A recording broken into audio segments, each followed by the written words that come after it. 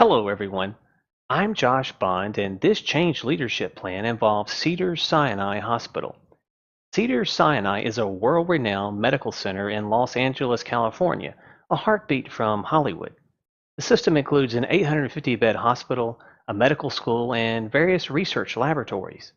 The organization includes 2,000 physicians and 9,000 employees. Interestingly, 25% of its operating budget is spent on information technology. In the mid 2000s, Cedars-Sinai initially attempted to develop a CPOE, or Computerized Physician Order Entry System. It's an electronic version of a patient's chart, and rather than scribbling care instructions on paper, the physician inputs the data into the patient's electronic chart. But the scope of the project morphed into a complete paperless solution for the entire hospital called Patient Care Expert, or PCX. This included patient management, physician order entries, patient accounting and insurance management, insurance contract management to oversee billing, and the workflow support of over 100 laboratories. During development, IT software development rarely consulted with anyone outside of IT. Physicians, nurses, and clinicians were largely left out of the waterfall development process. The system wasn't thoroughly tested, training was insufficient, and management opted for a big bang implementation rather than an incremental implementation. Physicians' workflow duration changed so that a 4-minute process required 20 minutes. Every employee group objected, but physicians were the most vocal. The dispute escalated, and eventually the hospital revoked the privileges of physicians who refused to certify under the new system. Enduring opposition resulted from physicians, and then safety concerns were identified with the drug interaction portion of the CPOE component. Also, 1/3 of all workflows from labs were missing, and the 3-year, $34 million system was temporarily abandoned and then permanently abandoned.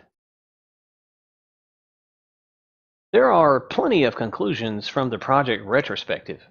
For example, earn buy-in from all customers by listening to them. Solicit earlier customer feedback by producing product iterations instead of one final product.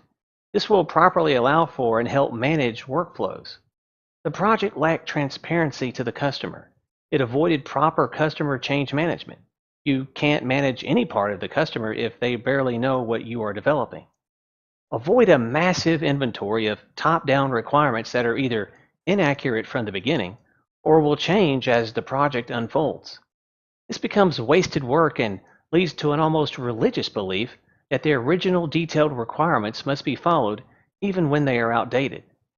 Require continuous testing rather than most of the testing at the end when the least can be done to address bugs or workflow problems. A project must have a realistic scope. Someone must be able to prioritize, and in the words of a hospital executive, someone must be able to say what you will do and what you won't do. And finally, avoid relationship destroying coercive tactics. IT's customers are customers, not subordinates or employees of IT. The suspension of hospital privileges treated physicians like they worked for IT, and they really don't. They work for the patient.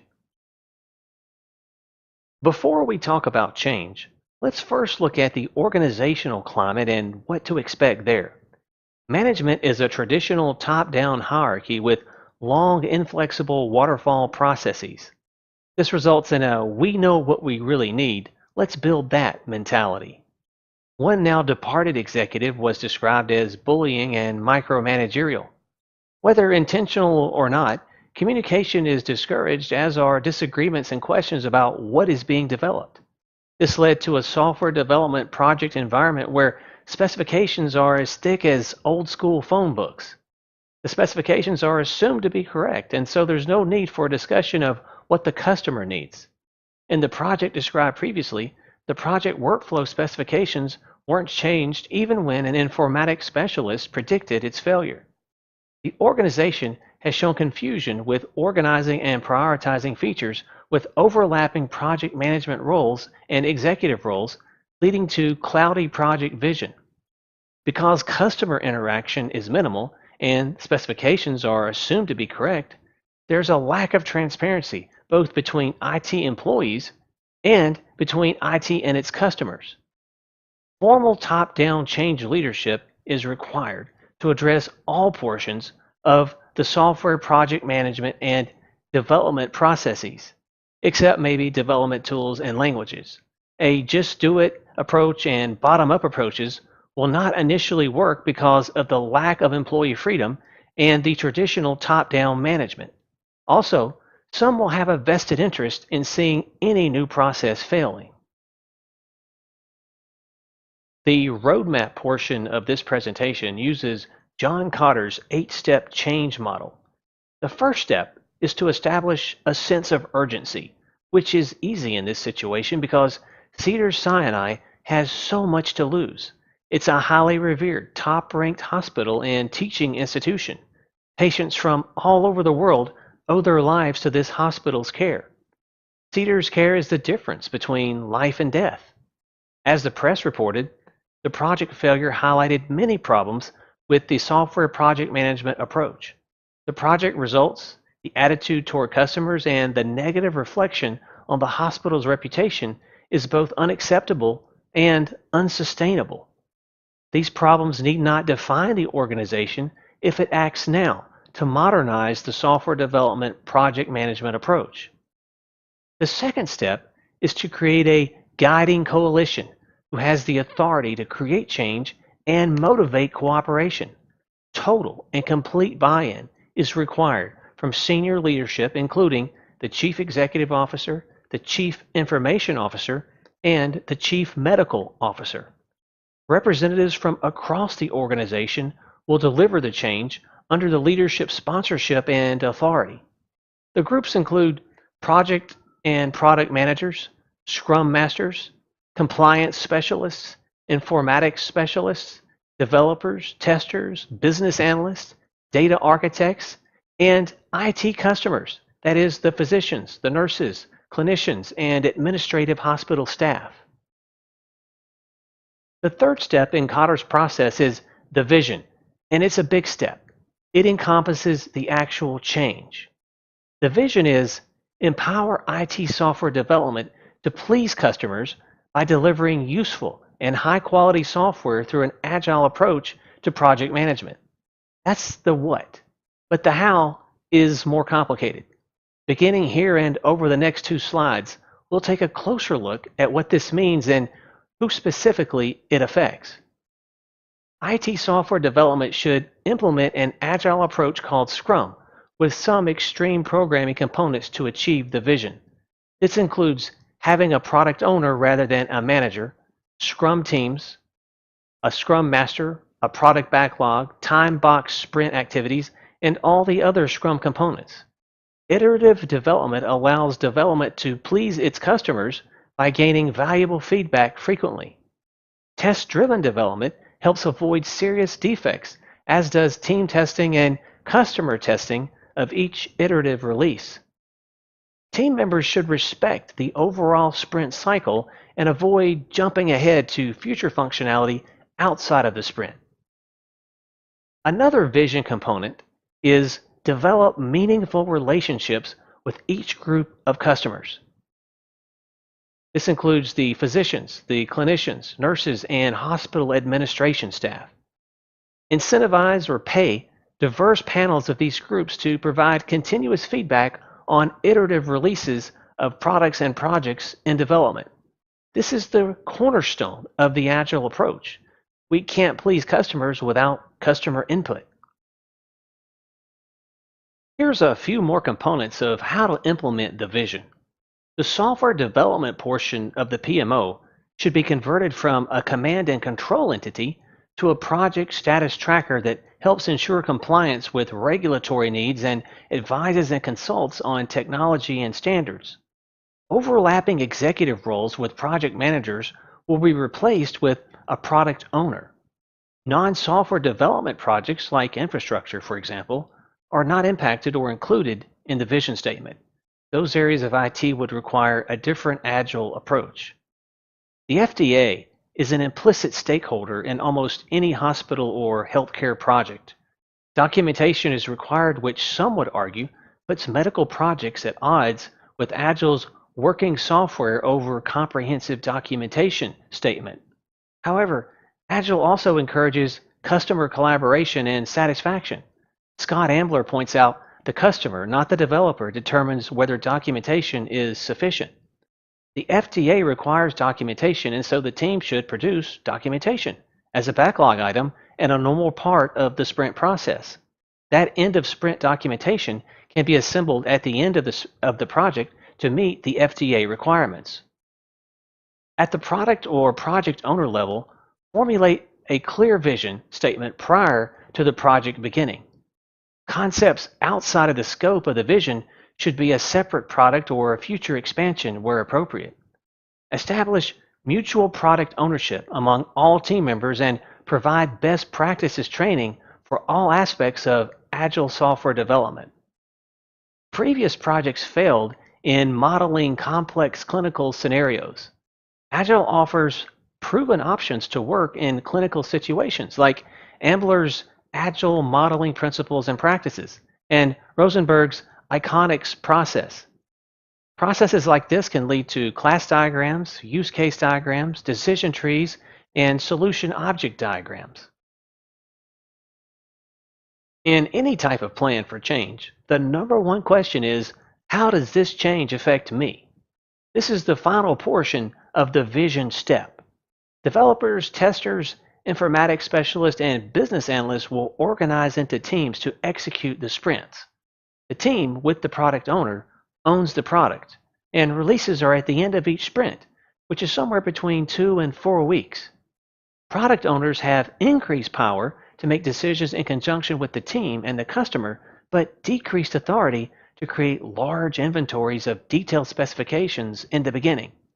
Product owners are a part of the Scrum team. Executives control the high-level objectives and architecture of product development through the product owners, but will delegate the details to Scrum teams working in conjunction with customers. This is a sizable shift from the more intricate control exercised previously.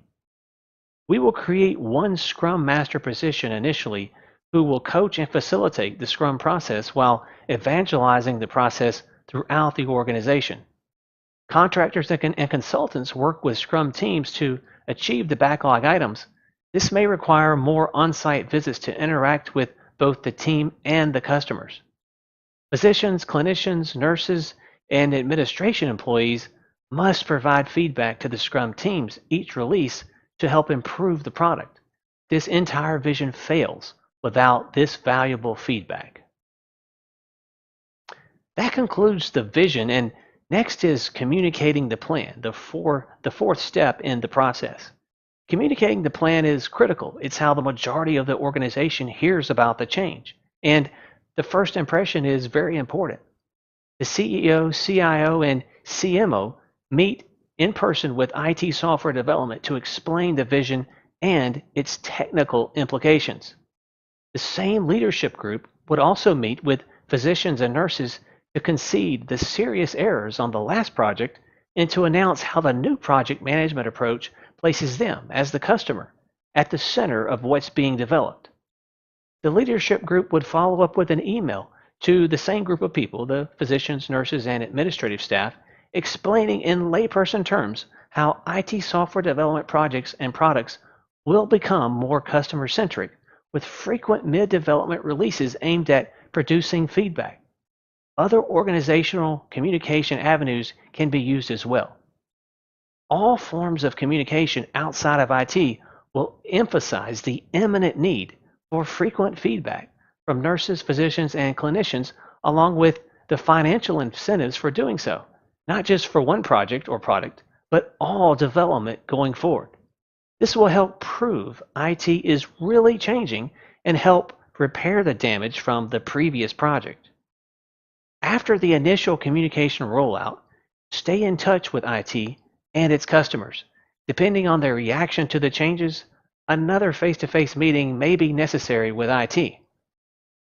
IT's customers should be updated periodically about the status of the changes with IT and remind the customers about the need for feedback and testing. Become more specific as IT moves closer with the short-term wins discussed in the next section. The fifth step in the change leadership process is to empower broad based action. Each employee group listed under the Who column is associated with potential risks. The next column contains the strategy for overcoming the barrier. Developers, testers, informatics specialists, and business analysts may be uncomfortable taking ownership of a product because that's not been their job. They're used to strict development rules without any overlap, and they might use agile terms while actually performing waterfall. To overcome this, encourage risk taking.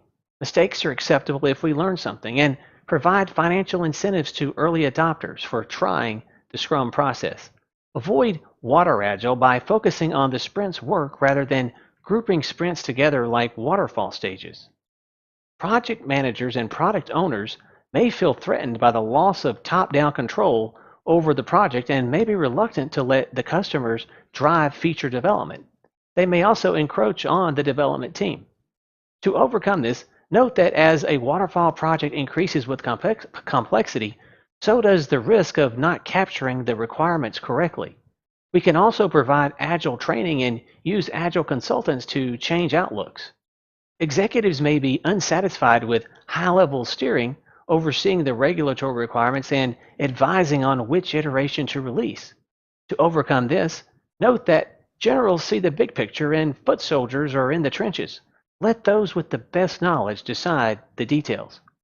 High level monitoring is accomplished with agile dashboards and metrics. A scrum master must be hired. They must guard against a slippery slope where the agile process is compromised a small component at a time until the result is basically waterfall. Empower scrum masters to protect the sanctity of the process. The goals should be to provide training to management, administration, and scrum teams. Physicians, clinicians, nurses, and administration employees have been quite vocal about IT not consulting them in the software development phases. If they're too busy to provide feedback, the agile transformation cannot survive. To overcome this, provide financial incentives for volunteers willing to participate. Repeatedly make it clear that the change is real and provide concrete examples from the pilot projects. The sixth step in the change leadership process is generating short-term wins. We can't announce change and then wait 2 years to accomplish something. This step includes launching Agile and Scrum training programs for those considering the opportunity, hiring a Scrum Master with healthcare experience for coaching, facilitating, and evangelizing. After the training, seek volunteers for the first Scrum team. Offer financial incentives if necessary. Work on a small development project that can finish within a few months to prove the process works. Track the progress of this project and report to all stakeholders so that everyone can see the process is working. If enthusiasm abounds, more than one pilot project may be undertaken as long as it's small and manageable. Positive, enthusiastic people must be selected who will celebrate success while keeping team issues needing resolution inside the team. After a few wins, we must begin thinking about consolidating gains to produce more change, which is the seventh step. We must guard against initial success followed by complacency. It's important not to be so focused on the future that we forget to celebrate the current successes and make them public. Another component of moving forward is to thoroughly analyze the pilot projects to see what went right and what could have been better. Look back on the sprint retrospectives and sprint reviews. Learn from what happened as the basis for future projects.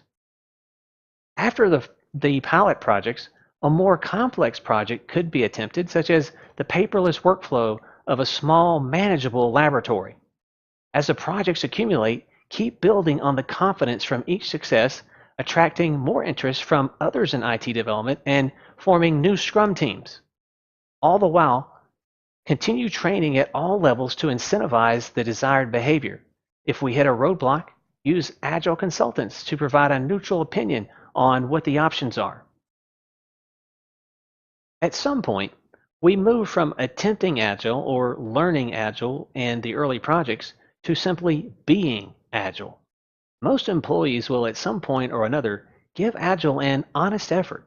However, Those who don't or have entered enduring resistance must be dealt with or reassigned to another position.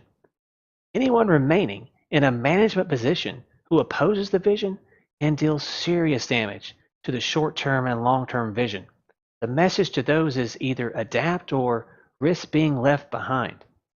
Critical in institutionalizing the vision is to provide continued training, emphasizing both best practices and the overall benefits of a modernized approach to product management. Throughout the process, offer financial incentives to attend training so people will at least give it a chance. Other long term approaches include hiring additional scrum masters if needed and filling product owner roles from outside the company if necessary or promote from current scrum teams. The final step in the change leadership process is, how do we define success? How do we know when we're done? In some sense, with continual improvement, we're never really done with Agile. Initially, success is training a team and implementing Agile on a small pilot project with Scrum successfully. Judge early projects on, did we produce value for the customer and did we add to our organization's body of Agile and Scrum knowledge from the lessons learned? We should expect a learning curve with the early projects, and they may require more time and money than projects usually do. Eventually, the definition of success is whether all software development projects are run using Scrum principles. After all projects are Agile, we can set project baselines for metrics like employee engagement, measuring defects, standardized velocity, time to market, budget, team health and satisfaction, and customer satisfaction. This completes the change leadership plan, and the references are shown on the screen. A comprehensive case study did not exist for this topic. I pieced together the story from multiple sources, including some case studies that touched on portions of the story, but it wasn't their main focus. That's why there are so many references. I hope you enjoyed it, and I thank you for watching.